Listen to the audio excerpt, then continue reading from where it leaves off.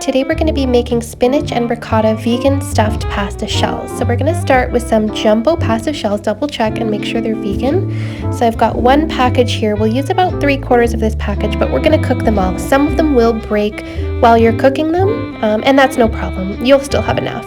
So you can boil these until al dente as per the package instructions, and then you'll need 2 cups of unsalted cashews, which you can process up. They don't need to be soaked or anything. Then you can dump them into your high-powered blender, and you can put the juice of 1 large lemon. Now with the cashews, I blended them ahead of time. It's not really necessary. You can throw them in and blend them up after.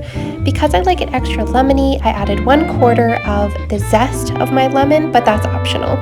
Now 1 brick of extra firm tofu, about 350 grams. You can dump that in as well.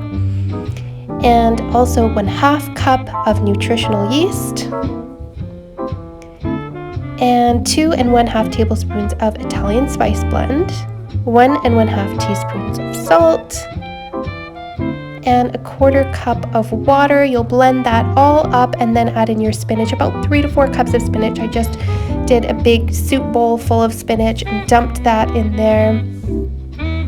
Then you can blend it again, and you'll have this really nice consistency. This is your vegan spinach ricotta, and it's super delicious even just on its own.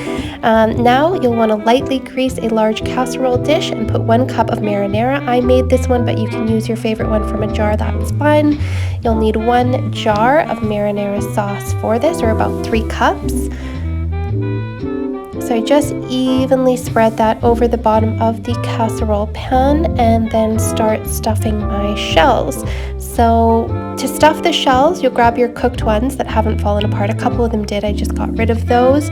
About 2 tablespoons of the filling per shell, so you can just tuck those into the jumbo shells and then place them in your casserole dish on top of the marinara dish. So you can go ahead and just finish filling up all those shells until you're completely done with your filling, and you have these all nicely lined up in your casserole dish and ready to bake. So once you're done with stuffing all of the shells, you can add on the remainder of your marinara sauce, which would be about another 2 cups of marinara sauce or whatever is left in your jar. Once you've drizzled that all evenly over top, you can bake these at 350 degrees for 25 minutes and serve and enjoy.